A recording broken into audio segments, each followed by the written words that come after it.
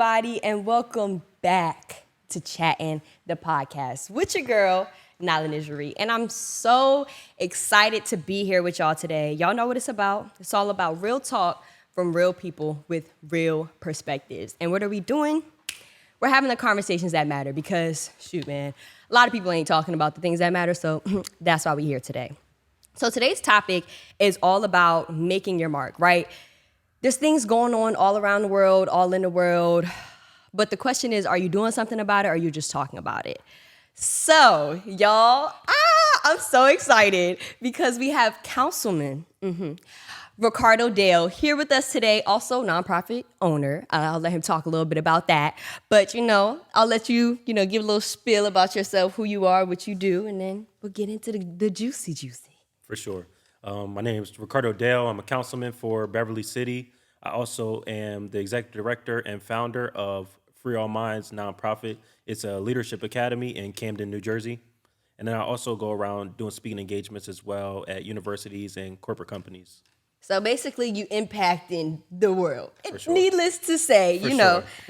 So we'll touch on the councilman era for a little bit because I want to break it down in two parts because I feel like, not that those are two separate parts of you, but they work as one, but one kind of helps the other. So I kind of want to debrief about that.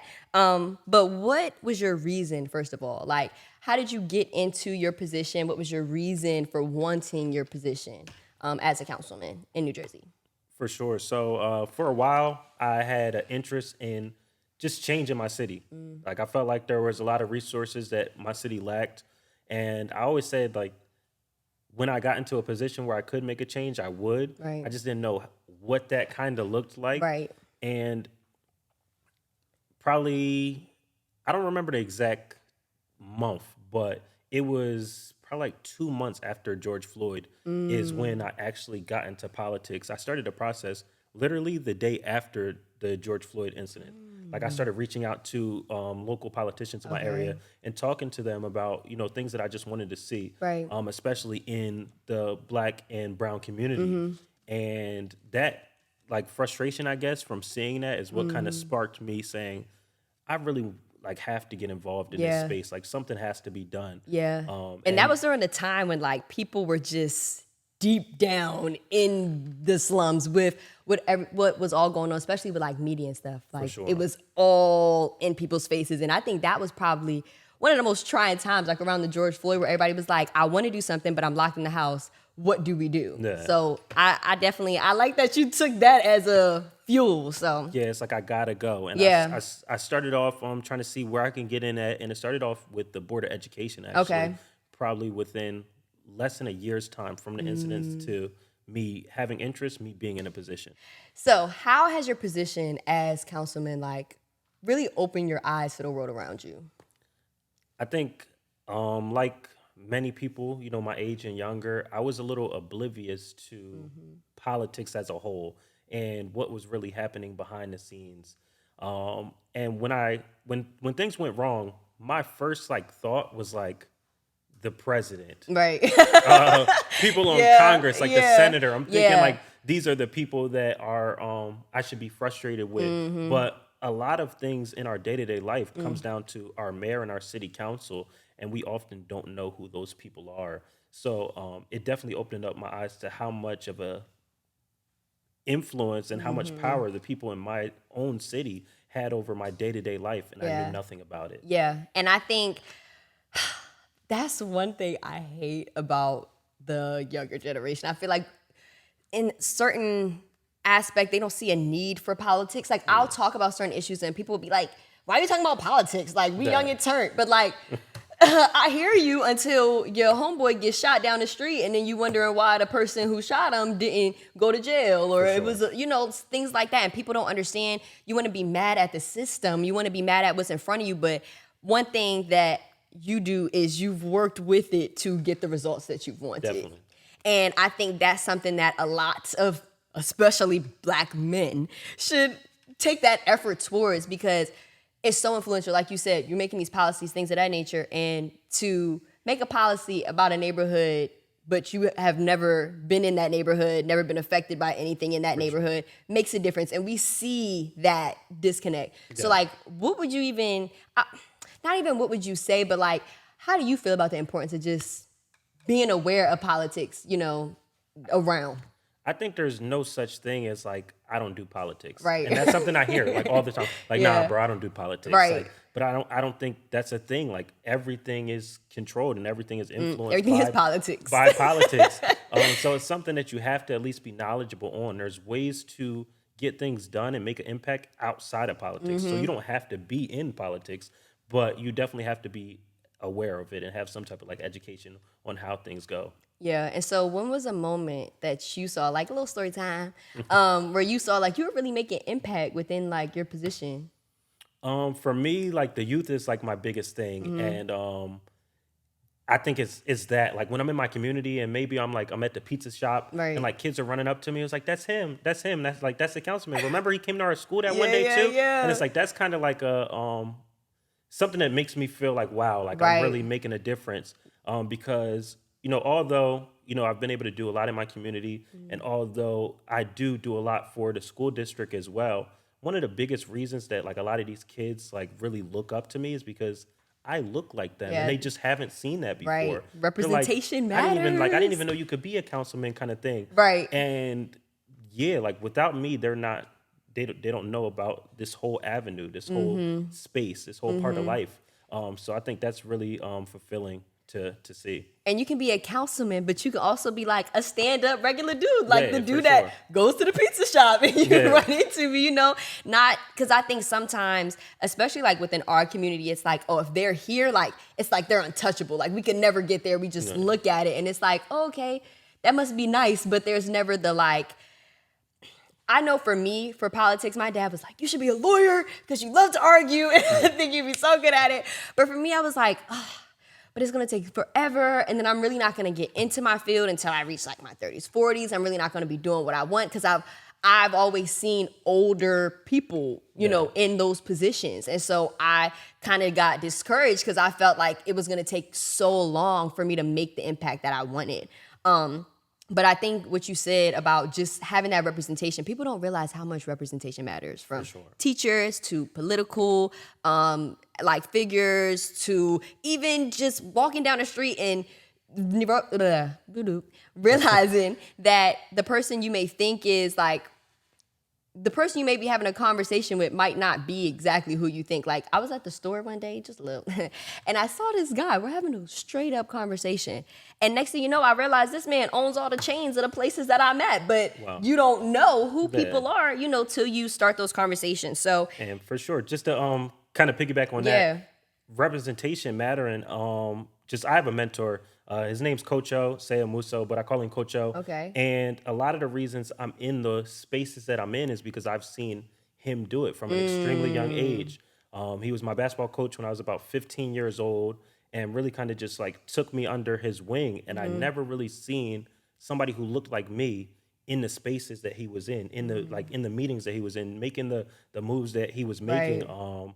He just opened up a grocery store, and it's like I don't know a lot of black men that are opening up like healthy grocery stores. He also runs a youth nonprofit as well, and a plethora of like other businesses. And quite honestly, like, and I know a lot of people, and I would probably say he's one of the smartest people and most powerful people I know. And I might know people who are making quote unquote like more money than him, but I don't know people who's making more of like an impact. And like that shaped me. That made me think like, I can do this too. Yeah. I can, there's a million avenues that I can go down. So that matters. Without me seeing that, then it's like, I don't know if I would be here. I don't know if I would be in the same spaces because I wouldn't have known that it was an avenue. Yeah, definitely. And like you said, that all matters. And like even the fact of seeing it kind of creates your vision, right, for a better tomorrow. That's just the phrase I always use. And tomorrow isn't like necessarily tomorrow, but just looking forth, like he impacted you, and then you can go and impact others to do the same things. And now we're creating a community full of people who are impacting the community that they've lived in and, can affect change. And so like for you, what I don't want to say is a perfect world, but you're in a position to kind of see different, I'll say preset systematic things. I'll say it like that, you know. And so for you, like, what's your vision for a better tomorrow? And, you know, this ain't your, I'll say, you know it's my campaign. I'm not trying to, you know, go campaign style, but I just mean in terms of like you having your position, and I know you have a goal, you know, overall, but like in your perfect world, what do you hope to bring? I'll say specifically to Jersey. Yeah. For sure. So I would say my biggest focus is equal opportunity, but specifically, if I want to get extremely specific, is equal opportunity for the youth. I think when you just look at black and brown kids of color, the opportunities are just not there for them to excel. And you know, we look at how our minority men specifically are filling up the prisons, and we kind of look at it and say, you know, those guys should be making better choices, but we really don't consider like the choices that they have to make. So that's kind of like one of my biggest focuses. Yes. Is like I want to give them more opportunities. So if they make a decision to throw their life away, at least they had an opportunity to do something different. And I don't think that that's always the case. And I don't want to justify anybody going out there and doing nothing crazy, but I do have to recognize that everybody's not getting an opportunity to actually live life. And to have the quote unquote American dream. Like that's not happening. So that's something that I really want to focus on within our youth. And there's a ton of issues that I want to target, but my main priority in my life is giving equal opportunity to the future. And that's, you know, our youth. Because some people really, and it sucks to say, but some people are just a product of their environment. That doesn't define who they are. Like it's, we hungry, we gotta eat. I gotta make some money to eat. I put myself in a position to make that money, but it might have not been the best way. But we can't write people off like that. Because, you know, you're talking about the prison system, things like that. And in one of my interviews, we kind of talked about the public school to prison pipeline, you know, and how a lot of the times people are looking at, especially these like young black males, you know, and it's like, oh, this is the problem child, but the same white boy is a little fidgety and doing the same thing. It's a completely different conversation. For sure.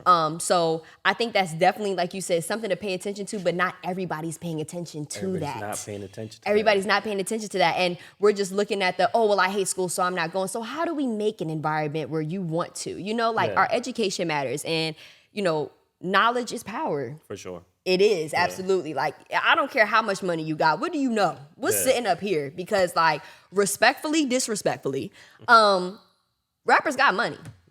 They got money. But what you talking about? Because the longevity, you know, the people who made it and continue to make music and are billionaires like Jay-Z and things like that, he's articulating the world around him. We're not just talking about the trends. And I think that's something that our generation needs to really grow up on, is growing off the trends and understanding the world in front of you, right? And so I'll say, when striving for change, like, especially in your position, what can be some of the most difficult things? Like, I know for me, I talk a lot. That's my way to invoke change. I always say, to change the world, you have to, you know, affect the minds that live in it. So I'm like, I'm going to make my point. We going to get it across. But sometimes everybody don't want to listen, right? Sometimes everybody don't want to be informed. So I know that's like been one of my biggest barriers, is informing people who don't want to be informed. So like for you in your position, like what has been, I won't even say barrier, because I feel like barriers, I won't say barrier, I'll say something that's kind of my biggest challenge. It helped you learn, you know, as you're going through your process. Yeah, I would say my biggest challenge, coming in, I'm just like extremely optimistic and saying like everything that I want to do is just going to get done. And I'm not really thinking about like the challenges that come along with it or how difficult the tasks are going to be. In general, I'm kind of like a big picture person, not really small detail kind of person. I'm kind of like big picture. This is all the things I'm going to do, and not thinking about the kind of challenges and barriers that I'm going to face along the way. So what I would say one of my biggest challenges is when you're trying to get something done, it's not just about being right. It's not just about doing or making a change that is the right thing to do. It's about kind of what you were mentioning, convincing other people that it's also the right thing to do. And to be extremely efficient in politics, I think it's more so about influence than it is actual knowledge sometimes. Like knowledge goes hand in hand. So you have to be knowledgeable to influence people. But more than just this is the right thing to do, do you have the ability to influence people that that's the right thing to do as well? So when it comes down to a vote, I could be as right as I want to be, Right. and I could be as passionate as I want to be. You could scream all day long, talk until you're blue in the face. It doesn't matter Right. if my counterparts that are on the council with me do not vote along with me. Yeah. So no matter how I feel, no matter how much resources I put into making something happen, no matter how many statistics I pull up, if I'm right or not, it does not matter. They could be dead wrong, and if that's what they want to do, that's what we're doing as a city. And because that's what we're doing as a city, that's what I'm also doing. So in the public eye, something's happening. Maybe like we're struggling to put money into like youth resources and our parks, but then we just put $500,000 into the police force. If that's something that's happening, the city will look at us as a council member and me specifically as a council member, like, what are you doing? Right. But they don't understand that behind the scenes, regardless of what I say, it's not going to matter if they don't agree with me. So really understanding, not just being right, but also being influential, where the things that I want to get done or things that I want to get across, my counterparts that are on council with me, they're also along with me in that journey or on that path. So that would be the biggest challenge. It's like you got to be influential. You have to come with obviously the knowledge, but it's not something that you can do on your own. And even when you look at Congress, when you look at presidents, people will be like, Obama didn't really do anything. This, It's like that, and he third. was not the only But it's person like, making checks and balances, y'all. there's things he can't do. There's Right. things that, as much as he wanted to probably change Right. things, there was barriers, and he had to be able to influence the people that were in positions of authority as well to go along with whatever plans he had. And if he was not able to do that, then those things just don't get done. Yeah, and I think influence, I love that you use that word because I feel like there's a lot of people who have influence in our society that don't use it effectively. That's one thing I don't like because it's like we need to be talking about the real stuff. That's why real conversations with real people, you know, that's what I'm trying to talk about because I just feel like we're so surface level right now. Like it's only the stuff you see on media. We're not getting deep. And if they are doing the charitable events in the background, you don't see it. You don't know about it. So I got a whole bunch of girls thinking that like, no disrespect to the people out here doing their thing, but shaking your butt is the only way to make some money or being a bottle girl is the only way to make some money. And like, it's not. It's really not. And you make the change that you want to create. And so to that point, even in your position, even with those checks and balances, you went out your way to specifically cater to the group you came into your position to help, the youth. So tell us how that came to be in your journey so far.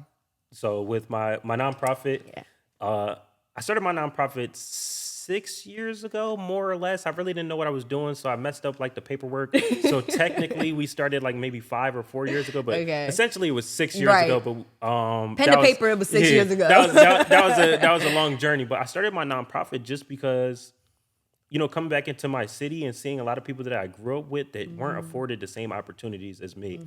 And I saw the impact that, my mentor had on me. And I saw the impact that numerous mentors had on my life.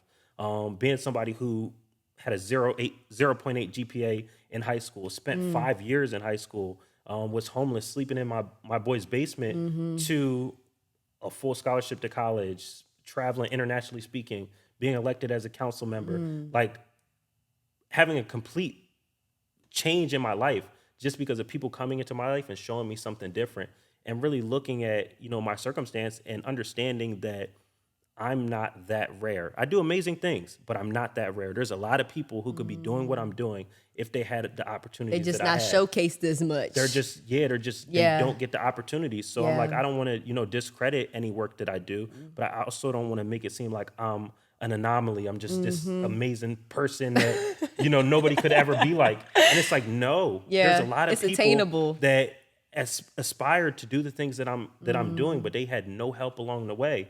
And maybe they wanted to go off to college, or maybe they wanted to start a business, but they weren't eating. They were living out on the streets. They didn't have any direction. Nobody taught them about business. So I wanted to be somebody that could influence the next generation to give them an opportunity. I wanted to make sure they had an opportunity at life. And whatever they aspired to do, I wanted to make sure that they had the people in place to help them get there, because too many of our youth don't. Yeah.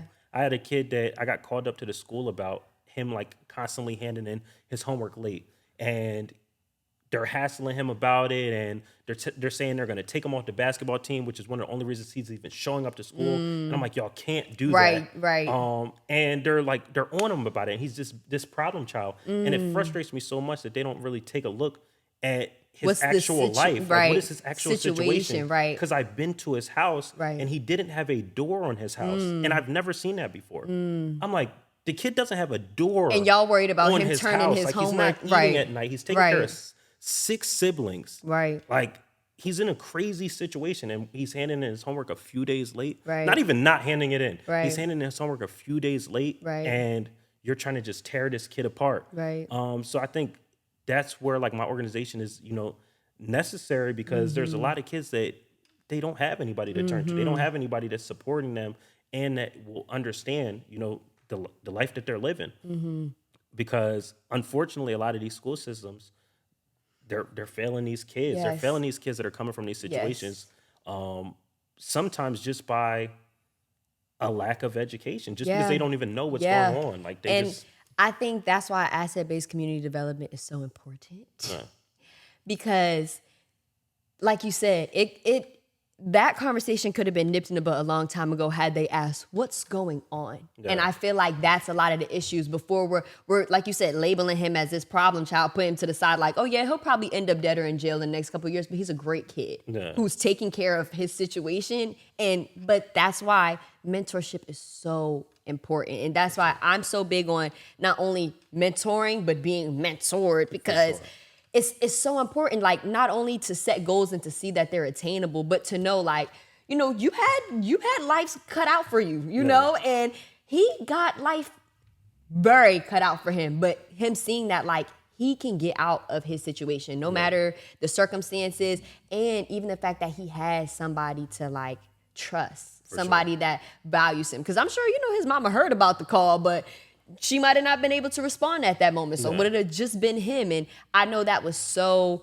influential on his life, and not only his life, but, all of those young boys' lives, because some people don't have people. Yeah. And I think that's what a lot of people don't realize. And that's why the, hey, how you doing today? Or the, how you feeling today? It all goes a super, super long way. Yeah. Because you never, ever, ever, ever, ever, ever, ever know what somebody's going through, right? Sure. So in terms of even entrepreneurship, right? How has that affected your mindset? Because it's like, you're not only affecting change in these kids' lives, but you're able to provide certain things that they might have never been able to get, but they're also seeing that, like, I can work my way to, get there. So, like, the importance of entrepreneurship and not having to, you always got to go through Uncle Sam, but, he not writing the checks necessarily. Yeah. Can you speak on that some? I think, like the financial freedom is just, a blessing in itself. I'm able to move in the way that I want to. I'm able to live my life the way that I want to live because I've created my own reality. I've created my own world. And even when it comes to, my political career, I'm able to do that because of how I set myself up financially through my own business. So I'm able to take time away and pursue a career in politics that, when you're first starting off, is not financially beneficial at all. And a lot of people of color don't even have the opportunity to do it financially because they wouldn't have the time to allocate all this time into a space where they're not getting compensated in the way that they need to. Right. But because I was able to build a business and establish myself financially, I'm able to take away time to be able to do that. I'm able to be in my community a little bit more and not have to look for a way to be paid for it because I don't need the money because of establishing, my business in itself. And I'm somebody who I just never wanted, outside of like wanting to make an impact and having this vision, I never wanted to work for anybody. Right. I've been fired from numerous jobs. Like literally, like where you was working at? Like Domino's, Applebee's, Recovery Grill. Where else? Office Max. I definitely was fired from Office Max. That's a crazy situation. But that's funny though. Yeah, it's like I just couldn't do it.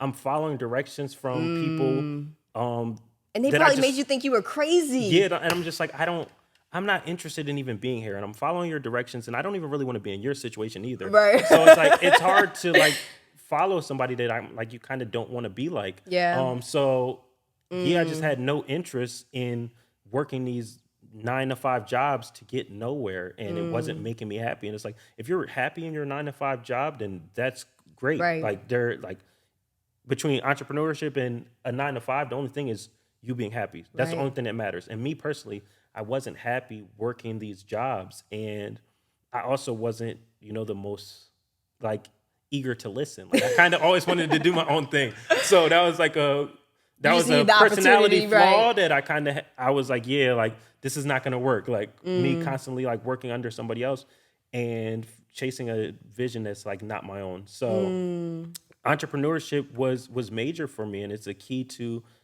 financial freedom is just a key to freedom in general in our community, in the Black and brown community. And it's something that's just overlooked. Like if you really want to truly be free, we have to be able to put the money behind it. So that's something that, I really pride myself on, like, making an impact, but also putting myself in positions where I could be financially stable. And the next step for me is not me just being financially stable, but building a system where I can make sure other people around me are financially stable, creating thousands of jobs across the country through like my academy. So right now, with my academy in Jersey, we're looking to continue to reach out and hire people of color. But across the country, as I expand my academy, not only do I want my programs impacting kids across the country, I want it impacting communities across the country. I love that. Through the job opportunities and giving people opportunities that they might not necessarily have been afforded anywhere else. And impacting the community. The mama get a job, the baby gets somewhere to learn from, just overall affecting everybody. So my last question for you is, what would you say to the dude, real quick, just one little sentence. What would you say to the dude that was in the basement? In your homeboy's house, when you ain't know when things was gonna go right for you? Like, what would you say to him, knowing where you are now? What would you say to him in that moment when you going to visit him? You knocking on the door like, hey, bro, one piece of advice. What you got for him? I would just say stay the course. Yeah, pretty much like stay the course. And that's to anybody that is aspiring to do anything. You will win just by showing up every day. Yes. And keep going. That alone is going to separate you from majority of your peers, because most people, unfortunately, the most people around you that have a vision or have an aspiration to do something great, at some point, they will stop for whatever reason. Whether it's a good reason, bad reason, if that even is a thing, but they'll have some reason why it didn't work out. They'll have some reason why they just couldn't make this thing happen. You will pass so many of your peers just by staying the course and saying, every day when I wake up, I'm going to work at this. And for me personally, it doesn't always look good. It's not always like, oh yeah, I'm feeling great and I feel like everything's working. Some days I have no idea how I'm going to continue to get through this when it comes to my business, from a financial point of view, from an impact point of view, but just you're being the change you every want to day see. Definitely. Saying, I'm going to keep doing it. Yes. And that's the biggest thing. That's the biggest takeaway I want y'all to get. Be the change that you want to see. Well, Riccardo, I'm so glad you're able to come and chat with us today. I'm sure the people definitely got a nice tidbit, learned some great lessons, you know what I'm saying? But we will see you all on the next episode of Chatting.